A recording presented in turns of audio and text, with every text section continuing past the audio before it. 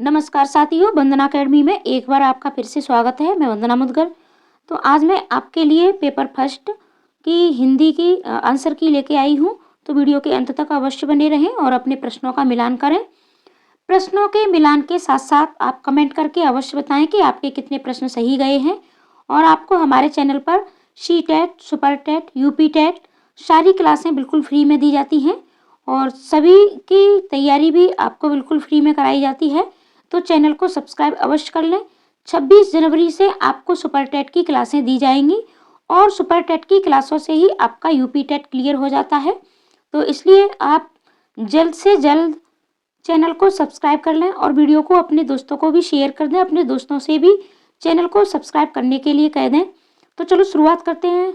हम इस हिंदी की आंसर की चेक करते हैं, मिलान करते हैं। सबसे पहले आपका गद्यांश है, तो गद्यांश को हम पढ़ेंगे। आंतरिक और बाह्य दोनों रूपों में स्वच्छता और निर्मलता एक बुनियादी आवश्यकता है। मन के शुद्ध और सात्विक विचार आंतरिक स्वच्छता के आयाम हैं। यानी मन के ये जो शुद्ध और सात्विक जो विचार होते हैं वो आंतरिक स्वच्छता के आयाम हैं।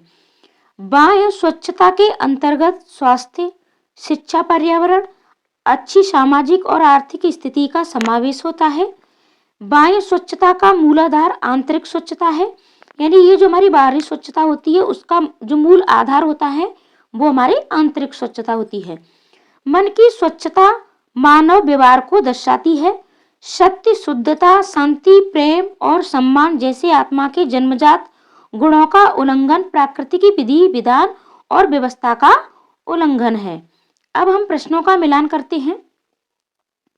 सबसे पहला प्रश्न है आपका, विधान में एक प्रत्यय लगाने पर बनेगा। तो जब भी हम विधान में प्रत्यय लगाते हैं, प्रत्यय हमारा शब्द के बाद में लगता है और उपसर्ग शब्द से पहले। तो विधान में एक प्रत्यय जोड़ने से हमारा बन जाता है वैधानिक। अगला प्रश्न, गद्यांश के अनुसार मनुष्य के लिए डैश सर्वाधिक महत्वपूर्ण है। तो सबसे ज्यादा महत्वपूर्ण क्या है? तो सबसे ज्यादा महत्वपूर्ण है विचारों और भावों की पवित्रता।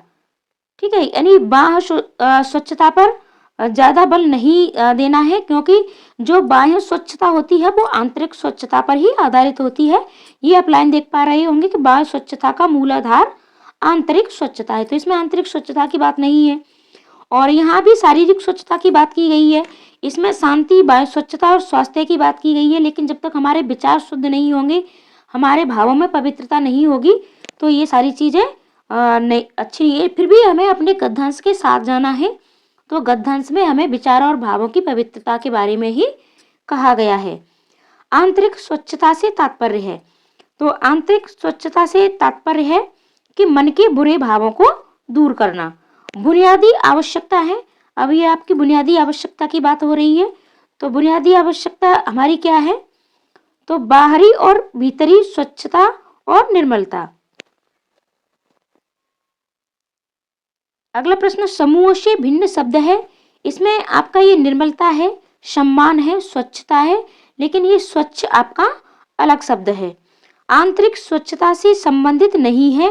आंतरिक स्वच्छता से संबंधित ये भी हमारी आंतरिक ही होती है। शांति, प्रेम भी आंतरिक होता है और निर्मल विचार भी हमारे आंतरिक होते हैं, लेकिन शिक्षा ये हमारी बाहरी होती है।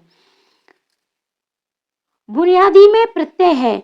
अब बुनियादी में आपका कौन सा प्रत्यय जुड़ा हुआ है ये आपको देखना है। तो इसमें आपका ई प्रत्यय जुड़ा हुआ है। निम्न में से किसमें विशेषण विशेष्य का संबंध है?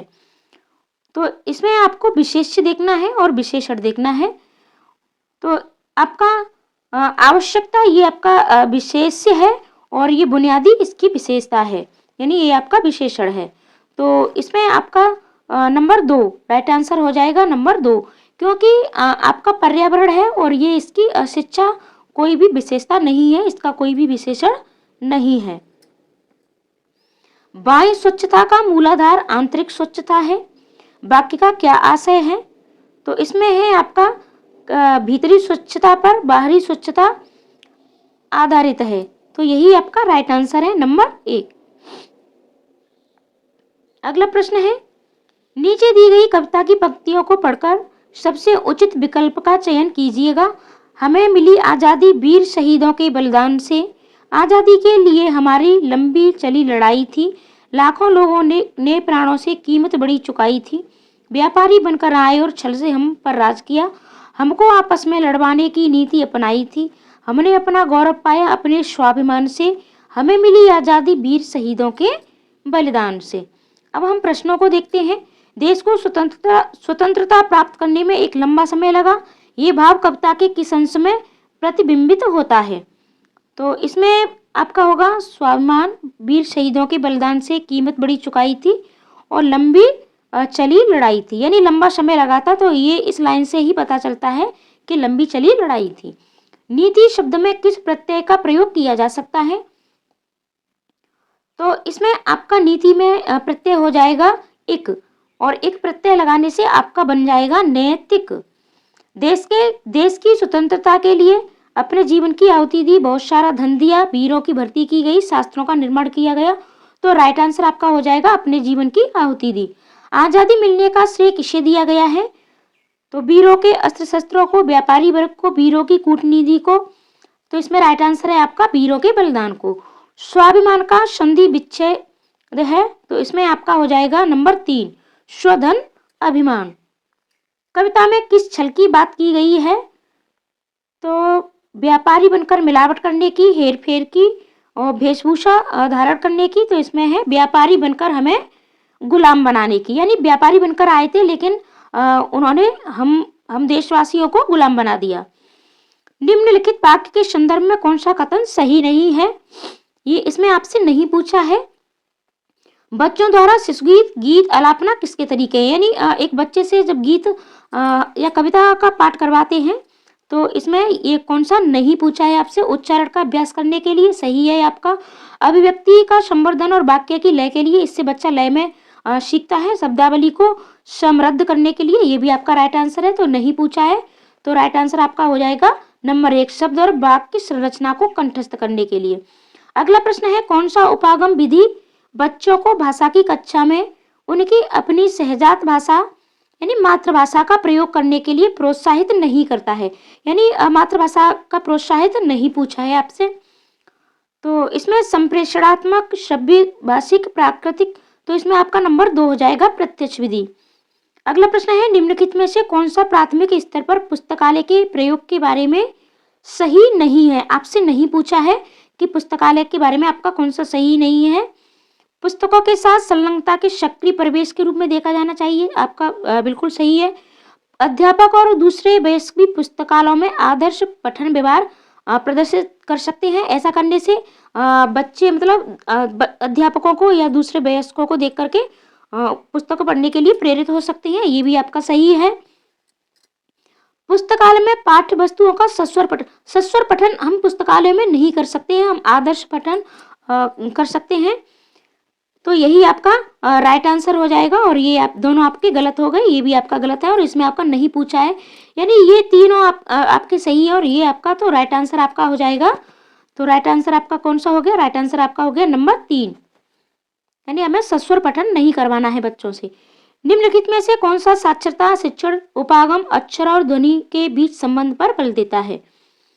तो साक्षरता शिक्षण उपागम हमसे पूछा है, तो इसमें है व्याकरण अनुवाद, ध्वनि विज्ञान निर्देश, स्थितिपरक उपागम या समग्र भाषा पद्धति। तो इसमें आपका हो जाएगा नंबर 3 ध्वनि विज्ञान निर्देश। कक्षा 5 की एक विद्यार्थी कहती है मैं अपना काम अध्यापक को देने से पहले सटीकता के लिए अंतिम यानी फाइनल रूप में भी जांचती हूँ। ये विद्यार्थी लेखन के किस चरण पर है? तो इसमें आपका हो जाएगा पुनः प्रारूपण, यानी वो एक बार फिर से उसको देखती है। कक्षा 3 की अध्यापिका अपनी कक्षा में पठन कोना सृजित करना चाहती है। बच्चों के लिए पुस्तकों का चयन करते समय निम्नलिखित में से किस प्रश्न को सबसे अधिक महत्वपूर्ण मानना चाहिए? सबसे अधिक महत्वपूर्ण पूछा है आपसे। क्या पुस्तकें कक्षा के अधिकांश विद्यार्थियों के लिए स्वतंत्र पठन स्तर के अनुसार लिखी गई हैं? क्या पुस्तकें तीसरी कक्षा की पठन पाठ्यचर्या के लक्ष्य को संबोधित करने में मदद करेंगी? तो यही आपका सबसे ज्यादा हो जाएगा क्योंकि ये लक्ष्य को संबोधित कर रही हैं। एक से अधिक निर्देशात्मक प्रसंग में प्रयोग के लिए उपयुक्त हैं। क्या इन पुस्तकों के लेखक जाने माने हैं? बाल साहित्य के माननीय लेखक हैं। ये आपके सभी सही हैं, लेकिन आपको सबसे अधिक महत्वपूर्ण पूछा है, तो आपका राइट आंसर हो जाएगा नंबर 2। कौन सा उपागम विधि शिक्षार्थी की जीवन की वास्तविक परिस्थितियों में भाषा प्रयोग के मुख्य लक्ष्य से संबंधित है? यानी आपको जीवन की वास्तविक परिस्थितियों में भाषा का प्रयोग करने के लिए, तो वास्तविक परिस्थितियों में आपका हो जाएगा संप्रेषणात्मक उपागम। यानी यानी एक अच्छे संप्रेषण के साथ भाषा का प्रयोग करना सीख जाए। कक्षा 3 की अध्यापिका ने अपने शिक्षार्थियों से कहा कि वे अपने सहपाठियों से शकना शब्द के प्रयोग की योग्यता से संबंधित 5 प्रश्न पूछें कि क्या तुम तैर सकते हो, गतिविधि किस प्रकार, ये प्रकार किस लिए है, यानी ये गतिविधि का ये प्रकार किसके लिए है। तो इसमें राइट आंसर आपका हो जाएगा मौखिक प्रभाव अभ्यास, यानी बच्चे इससे प्रभाव के साथ बोलना सीखते हैं।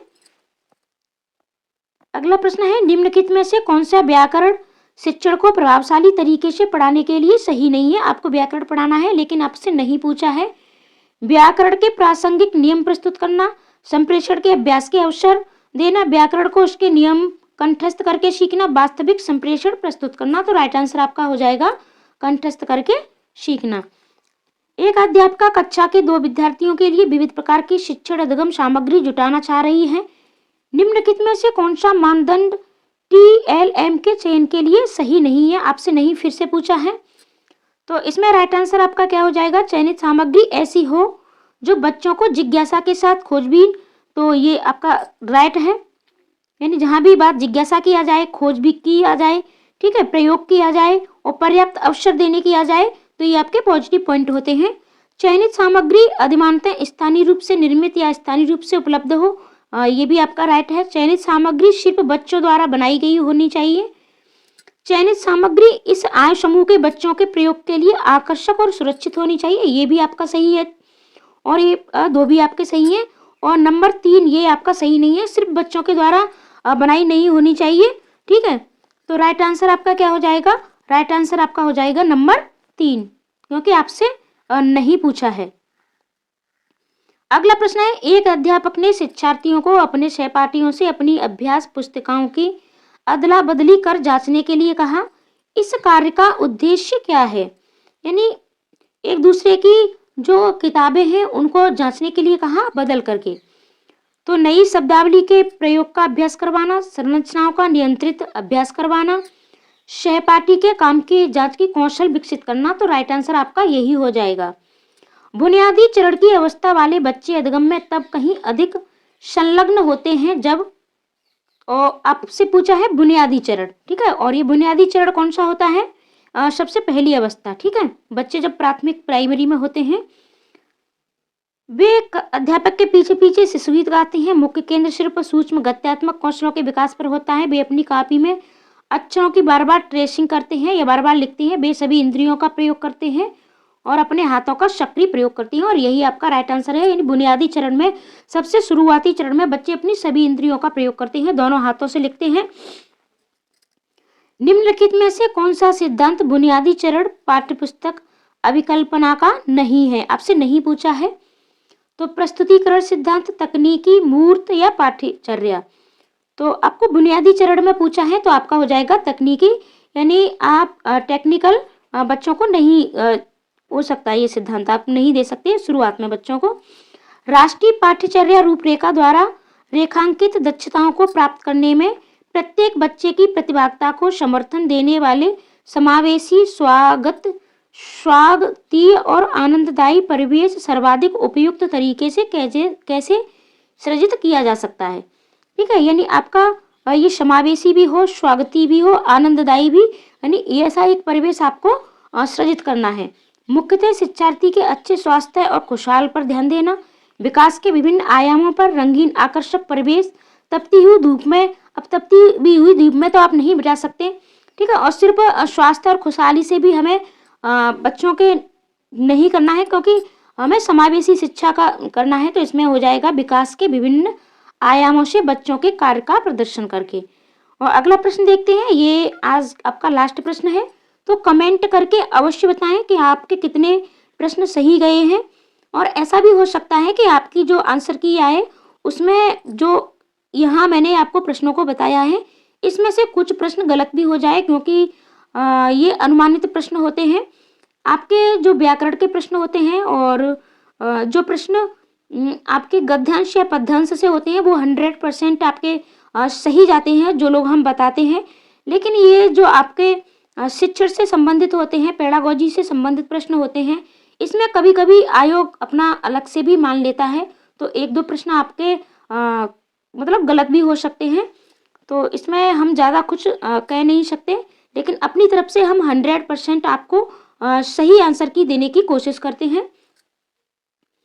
तो चैनल को आप अवश्य सब्सक्राइब भी कर लें, क्योंकि 26 जनवरी से आपको सुपर टेट की क्लासें दी जाएंगी और उसी के साथ आपका यूपी टेट, बीपीएससी यानी जितने भी आपके टीचिंग संबंधी एग्जाम हैं सभी निकल जाएंगे। तो हम 26 जनवरी से शुरुआत करते हैं सुपर टेट की। अगला प्रश्न देखते हैं और ये लास्ट प्रश्न है, साक्षरता अर्जित करने के लिए किसमें निपुणता होनी चाहिए, यानी मास्टरी। यानी हम साक्षर कब बनेंगे, जब हम इन चारों चीजों में से हमें किसमें मास्टरी होनी चाहिए। डिकोडिंग और भाषा अवबोधन, सटीकता और ध्वन्यात्मकता, जागरूकता प्रवाह, दृष्ट, साइट, शब्दावली और प्रतिमानों की पहचान। हमें सिर्फ साक्षर होना है, साक्षर में हमें अक्षरों को पहचानना, ठीक है। और यानी हम अक्षरों को पहचानते हैं और वहाँ अपना हम नाम लिखना, और सिर्फ थोड़ा सा यही हमारी साक्षरता अभियान आपने देखा भी होगा।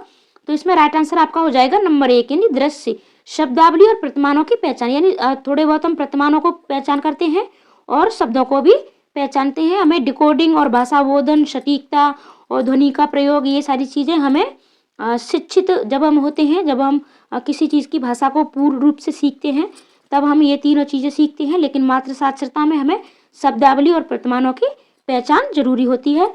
तो ये मैंने आपको आंसर की दी है। चैनल पर बने रहें, सब्सक्राइब भी कर लें और लाइक कमेंट अवश्य किया करें। धन्यवाद।